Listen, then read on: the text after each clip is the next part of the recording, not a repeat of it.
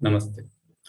मेरा नाम रोहित कुमार है और आज हम जिस टॉपिक के बारे में बात करने वाले हैं वो है इंडस्ट्री 4.0। क्या है ये इंडस्ट्री 4.0? इंडस्ट्री 4.0 एक तरीके से आने वाले टाइम में एक इंडस्ट्रियल रिवॉल्यूशन का ऐसा फेज होगा जहां पर ज्यादातर चीजें ऑटोमेटिक होंगी, मशीनें ऑटोमेटिक होंगी, रोबोट्स ऑटोमेटिकली सारे काम खुद से मैनेज कर रहे होंगे और ह्यूमन इंटरवेंशन जो होगा इंडस्ट्री में, मतलब आदमी का जो रोल होगा इंडस्ट्री में, वो काफी कम हो जाएगा। अब आप कहेंगे कि ये तो बहुत प्रॉब्लम वाली बात है, और जैसा कि प्रॉब्लम वाली बात ये दिख रही है वैसा ही कई लोग इसको शो भी करते हैं। तो आज इस वीडियो में मैं इसी बात के ऊपर फोकस करके बात करने वाला हूँ कि इंडस्ट्री 4.0 क्या है, इसके पॉजिटिव एस्पेक्ट्स क्या हैं, नेगेटिव एस्पेक्ट्स क्या हैं, और किस तरीके से कुछ लोग इसके बारे में बहुत सारा भ्रम पैदा कर रहे हैं। तो आइए शुरू करते हैं। तो आप सबसे पहले गूगल ओपन कर लीजिए, क्योंकि मैं कुछ ऐसा नहीं बताऊंगा जो मैंने अपने साइट पर केवल एक एजेंडा बेस्ड डिस्क्रिप्टर लिख करके रेडी कर दिया। आप खुद जाइए, गूगल पर सर्च करिए और उसके बाद अपना माइंडसेट बनाइए, क्योंकि इस वीडियो को बनाने का सोल मोटिव यही है कि एक आम आदमी तक ये बात पहुंचे। और इस वीडियो को मैं हिंदी में स्पेशली इसलिए बना रहा हूँ ताकि इंडिया में सबसे ज़्यादा ये अवेयरनेस इस बात को लेकर के हो कि हम आने वाले टाइम में टेक्नोलॉजी के टर्म्स में कहाँ मूव कर रहे हैं। और बहुत सारे लोग जो इस बात को लेकर के भ्रांतियां फैला रहे हैं कि टेक्नोलॉजी एक बुरी चीज़ है, आने वाले टाइम में आपकी सारी जॉब से चली जाएंगी, कंप्लीट इंडस्ट्रियल रिवॉल्यूशन हो जाएगा, रोबोट्स का आपकी इंडस्ट्रीज पर कब्जा हो जाएगा, तो ये सारी बातें बेबुनियाद है। क्योंकि 1960s 1960-70 के दशक में भी जब औद्योगिक क्रांति हुई, इंडस्ट्रियल रिवॉल्यूशन हुआ, उस समय भी बहुत सारे लोगों ने इस बातों को उठाया कि आने वाले टाइम में आपके पास कोई जॉब नहीं रहेंगी, सारा काम कंप्यूटर करेंगे, सब कुछ ऑटोमेटिक हो जाएगा। मैं मानता हूँ कि आज ज्यादातर चीजें वही हुई हैं। 1960-70 के बाद से 40-50 साल के इस गैप में आप देखिए, ज्यादातर चीजें ऑटोमेटिक हो गई। ज्यादातर लोग जो हैं अब ट्रेडिशनल तरीके से जॉब नहीं कर रहे, लेकिन क्या जॉब खत्म हो गई? आप खुद सोचिए, पॉपुलेशन उस समय के हिसाब से आज के टाइम में कितनी बढ़ गई है, लेकिन फिर भी लोग काम कर रहे हैं। अब आप कहेंगे कि नहीं, बेरोजगार भी बहुत सारे हैं, तो वो शायद इसलिए हैं क्योंकि उन्होंने अपनी हित को टाइम के हिसाब से अपडेट नहीं किया। और इसी बात पर मैं क्लियर कट डिस्टिंक्शन करते हुए आपको ये बताना चाहता हूँ कि खुद को अपग्रेड ना करना और टेक्नोलॉजी का आपकी जॉब को छीन लेना, ये दोनों अलग अलग बातें हैं। अगर आपके पास जॉब अपॉर्चुनिटीज हैं लेकिन आप उसके लिए रेडी नहीं हैं, तो ऑब्वियस सी बात है कोई भी आपको वो जॉब नहीं देगा। सबसे सिंपल एग्जांपल आप आर्म्ड फोर्सेस का देखिए। इंडियन आर्म्ड फोर्सेस में हर साल बहुत सारे लोग वॉलंटरी रिटायरमेंट ले लेते हैं। बहुत सारी ओपनिंग्स जो हैं वो फिल ही नहीं हो पाती, क्योंकि उनको सुटेबल कैंडिडेट नहीं मिल पाते। अब इसका मतलब ये नहीं है कि वो किसी भी बंदे को उठाएं और भर्ती कर लें, क्योंकि उसके कंधे पर कई लोगों की जान का जिम्मेदारी है। तो इसीलिए ये एक जिम्मेदारी बनती है कि हम पहले सिचुएशन को समझें, उसके बाद में अपना माइंड सेट बनाएं।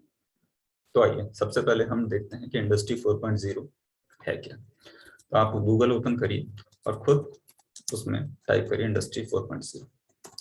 अगर आप इसके बारे में नॉर्मल इन्फॉर्मेशन जानना चाहते हैं तो आप विकिपीडिया का पेज ओपन कर सकते हैं, नहीं तो सबसे सिंपल एस्पेक्ट कि आप इमेजेस पर जाइए। इमेजेस पर जाकर के आपको बहुत सारी चीजें मिल जाएंगी। तो यहाँ पर देखिए, सबसे पहला एग्जांपल पहले मैं आपको ये दिखाता हूँ कि इंडस्ट्री 1.0, 2.0, 3.0 और 4.0 जिसकी हम आज बात कर रहे हैं वो क्या है। तो क्या है इंडस्ट्री 4.0? तो ये देखिए, इंडस्ट्री 4.0 इस तरीके से यहाँ तक पहुंची। इंडस्ट्रियल रिवॉल्यूशन जो हम बोलते हैं 1960-70 जिसकी मैं बात कर रहा था, वो ये था इंडस्ट्री 3.0। इससे पहले भी इंडस्ट्रीज थी, लेकिन यहाँ पर क्या आया? ऑटोमेशन। तो ऑटोमेशन आने से बहुत सारी चीजें ऑटोमेटिक होनी शुरू हो गई। सबसे ज्यादा इंडस्ट्रियल, जिसको औद्योगिक क्रांति बोलते हैं, वो इसी समय इंट्रोड्यूस हुई। अब हर देश में ये औद्योगिक क्रांति का समय जो है वो कुछ आगे या पीछे हो सकता है, क्योंकि हर देश में कोई टेक्नोलॉजी इंट्रोड्यूस होने का टाइम अलग अलग हो सकता है। जैसे कि डेवलप्ड कंट्रीज में जो टेक्नोलॉजी पहले इंट्रोड्यूस हो जाती है 10-20 साल बाद जाकर के वो एक्चुअली इंप्लीमेंट हो सकती है डेवलपिंग कंट्रीज में। तो ये ऐसा होता है। अब ये डेवलपिंग की थ्योरी भी सबके अलग अलग है। कुछ कंट्रीज को लोग डेवलप्ड में रखते हैं, कुछ डेवलपिंग में, कुछ हाइब्रिड मोड में है जो स्टिल टू बी डेवलप्ड है, वो एक अलग इशू है। अब आप ये देखिए 18th सेंचुरी में इंडस्ट्रियल जो है वो मैकेनाइजेशन, टोटली हैंडमेड ज्यादातर चीजें होती थी। फिर इलेक्ट्रिफिकेशन हुआ, जहां पर इलेक्ट्रिसिटी इंट्रोड्यूस हो गई और औद्योगिक क्रांति की तरफ एक कदम हुआ कि आपका जो मास प्रोडक्शन है वो बढ़ गया, क्योंकि बिजली से ज्यादातर मशीनें चलने लगी। पहले कोयले वगैरह से या फिर ट्रेडिशनल तरीके से चलती थी। अब यहाँ पर फिर 1970 में जब ऑटोमेशन आया तो आपका जो मैकेनिकल मतलब असेंबली लाइन जो है वो ऑटोमेटिक हो गई। ऑटोमेटिक रोबोट से जो है वो बड़े बड़े वो आपके पार्ट्स को असेंबल करने लगे और आपके चिप फॉर्म में या फिर जो है बहुत सारी चीजें जो है वो इंट्रोड्यूस हुई और आपके ऑटोमेटिक चीजें प्रोड्यूस होना शुरू हो गई। और आज के टाइम में जब साइबर फिजिकल सिस्टम इंट्रोड्यूस होगा, मतलब एक कंप्लीट पैकेज होगा हार्डवेयर और सॉफ्टवेयर का, जैसे कि आपकी हार्डवेयर जो है वो ऑटोमेशन चल रहा है, वहां पर सॉफ्टवेयर चीजों में भी ऑटोमेशन है। लेकिन जब ये चीजें एक ग्रुप की फॉर्म में जब एक इंट्रोड्यूस होंगी, एक कंप्लीट इकोसिस्टम डेवलप होगा, तब जाकर के इंडस्ट्री 4.0 इंट्रोड्यूस होगा, जो कि आने वाले 20-30 सालों में शायद रियलाइज हो जाएगा। तो उस समय ये it's will be kind of magic कि आपके जो प्रोडक्ट्स हैं वो खुद को ऑटोमेटिकली मैच्योर कर रहे हैं। सेल्फ ऑप्टिमाइजेशन इंट्रोड्यूस हो रहा है आपकी डिवाइसेस में। तो डिवाइसेस अपनी गलतियों को खुद ही देखेंगी, मशीनें अपनी गलतियों को खुद पकड़ेंगी, उनको खुद ही रेक्टिफाई करेंगी, और क्या इम्प्रोवाइजेशन है वो जरूरी है उसको खुद ही सेव करके खुद आने वाले नए प्रोडक्शन सिस्टम में इंट्रोड्यूस करेंगी। तो यहाँ पर सिंपल सा कॉन्सेप्ट ये आ रहा है, मेरे इलस्ट्रेशन से भी आपको जो पता चल रहा है वो यही है कि हाँ सारा काम तो मशीनें ही कर रही हैं। तो फिर वाकई में जो लोग कह रहे हैं कि जॉब्स चली जाएंगी, वो क्या झूठ बोल रहे हैं?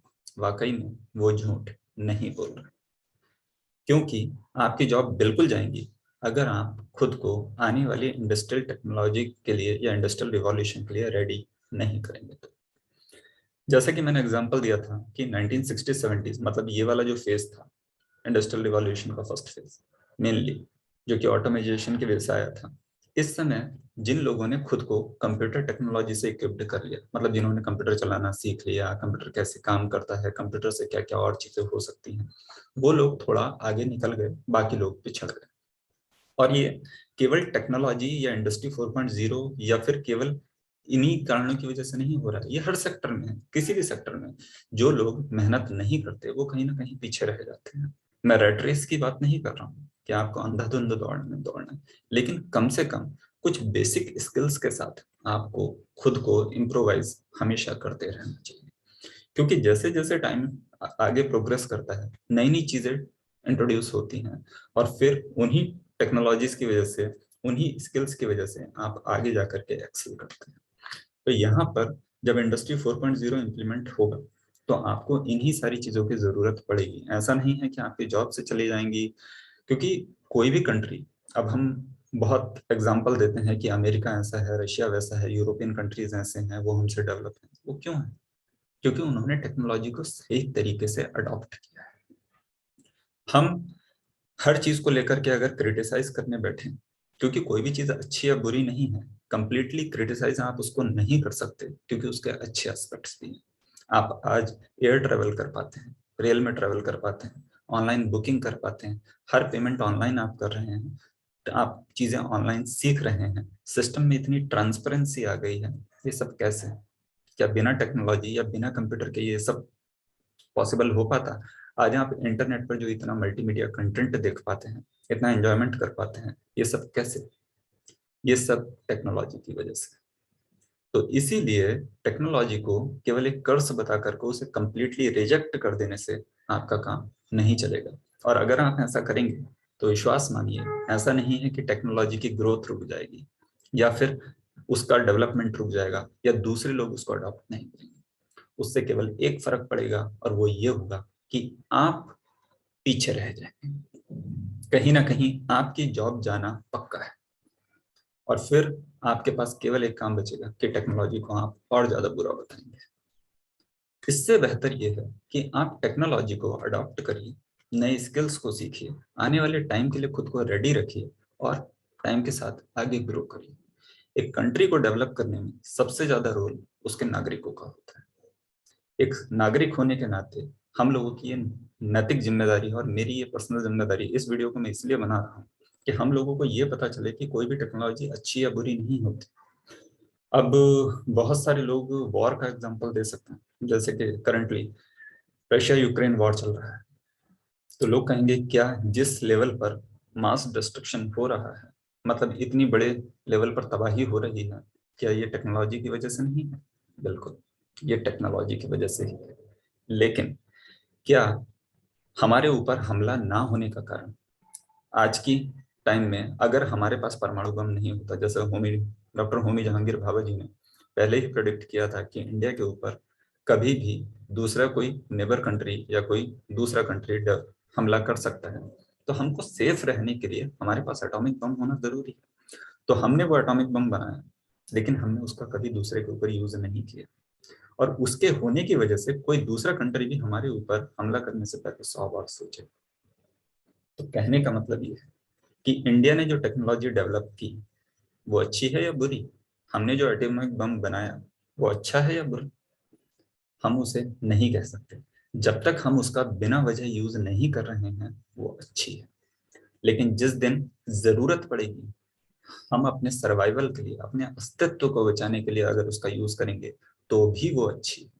लेकिन जिस दिन हम अपने स्वार्थ के लिए बिना मतलब किसी दूसरे देश को परेशान करने के लिए उसका यूज करेंगे, वो गलत हो जाएगी। तो कहने का मतलब कि टेक्नोलॉजी अच्छी या बुरी नहीं है, ये केवल आपकी डेफिनेशन पर डिपेंड करता है, और क्योंकि वो आपके यूज केस पर डिपेंड करेगा कि आप किसी भी टेक्नोलॉजी का यूज कैसे कर रहे हैं। तो इसलिए खुद को अवेयर रखिए, एम्पावर करिए, अपने आने वाली जनरेशन्स को एम्पावर करिए, और टेक्नोलॉजी का या इंडस्ट्रियल रिवॉल्यूशन जो भी चीज़ है उसको सही तरीके से अडॉप्ट करिए और आगे बढ़िए। बहुत सारे लोग हमेशा हमें बहलाने फुसलाने या फिर मिस इन्फॉर्मेशन देने की कोशिश करते हैं, या फिर कई बार वो कोशिश नहीं करते, वो खुद अवेयर नहीं होते हैं, इस वजह से गलती से आपको भी गलत इन्फॉर्मेशन देते हैं। तो आज की डेट में कम से कम ये पहला जमाना नहीं है जब आपके पास इन्फॉर्मेशन नहीं थी।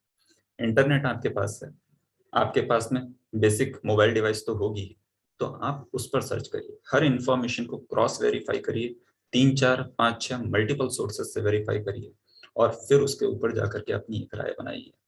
उसके बाद भी आप उसको लोगों से डिस्कस करिए, क्योंकि अलग अलग ओपिनियन वाले लोग हो सकते हैं। हम ज्यादातर एक ही टाइप के सोर्सेस देखते हैं, तो इसलिए हमारी राय भी एक तरह की बनती है। आप कॉन्ट्राडिक्टरी लोगों से मिलिए, उनसे डिबेट करिए, ऑनलाइन फोरम्स में जाइए, बातचीत करिए। इस तरीके से आपकी सोच और ज्यादा मैच्योर होगी, और आप अपने अपने परिवार के लिए, इस देश के लिए और ज्यादा मैच्योर डिसीजन ले पाएंगे। रही बात इंडस्ट्री 4.0 की, तो इंडस्ट्री 4.0 के लिए हार्डवेयर पावर होना एक बहुत ज्यादा बड़ी रिक्वायरमेंट होगी। आज के टाइम में हम देखते हैं कि इंडिया एक सॉफ्टवेयर पावर के तौर पर काफी डेवलप है, लेकिन एक हार्डवेयर पावर के तौर पर अभी हम स्टार्टिंग स्टेज में हैं। हमारे पास चाइना जैसी हार्डवेयर पावर नहीं है, मतलब हमारे पास मास प्रोडक्शन सिस्टम्स नहीं है, हमारे पास चिप मैन्युफैक्चरिंग कैपेबिलिटी नहीं है। ज्यादातर मोबाइल डिवाइसेस, हम लोग बहुत सारे लोग इस बारे में बात करते हैं कि इंडिया में मोबाइल बनाने का कोई कारखाना, मतलब इंडियन कोई अपनी इंडस्ट्री क्यों नहीं है? वो इस वजह से क्योंकि हमारे पास चिप मैन्युफैक्चरिंग कैपेबिलिटी नहीं है, हमारे पास सेमीकंडक्टर को डेवलप करने के लिए कोई बेसिक रिसर्च फैसिलिटी नहीं। तो इस वजह से हमारे पास बहुत सारी ऐसी लिमिटेशंस हैं जो अभी तक हैं, लेकिन उन चीजों को पीछे छोड़कर अब हम आगे क्या कर सकते हैं, हमें इस बारे में सोचने की जरूरत है। और एज ए सिटीजन आप गवर्नमेंट को इस बात के लिए अपना पोटेंशियल इनपुट दे सकते हैं कि इस डायरेक्शन में आप काम करिए। सोशल मीडिया के जमाने में गवर्नमेंट से कम्युनिकेट करना भी आज के टाइम में मतलब कोई मुश्किल काम नहीं रह गया है। तो इसलिए कहीं ना कहीं हर गवर्नमेंट काम करती है, जरूरत ये होती है कि नागरिक, सिटीजन जो है वो सबसे पहले सही तरीके से अपना काम समझें, और अपनी गवर्नमेंट को या अपने इकोसिस्टम को डेवलप करने में सरकार की, देश की और दूसरे लोगों की मदद करें। इस तरीके से हम खुद का, अपने आने वाली जनरेशन्स का, इस कंट्री का और अपने आसपास की सोसाइटी का डेवलपमेंट बहुत ही आसानी से और घर बैठे कर सकते हैं। आई थिंक कि कहीं ना कहीं आप मेरे व्यूज से एग्री होंगे, कहीं आप एग्री नहीं भी हो सकते हैं। तो अगर आप सहमत नहीं हैं तो कमेंट में नीचे बता सकते हैं कि क्या आपको बुरा लगा। मैं उन चीज़ों के ऊपर सोच विचार करके खुद को भी इम्प्रोवाइज करने की कोशिश करूंगा, और होप करूंगा कि कुछ ना कुछ आपको यूजफुल इस वीडियो में जरूर मिला होगा। इसी के साथ मैं इस वीडियो को खत्म करता हूँ। नमस्कार।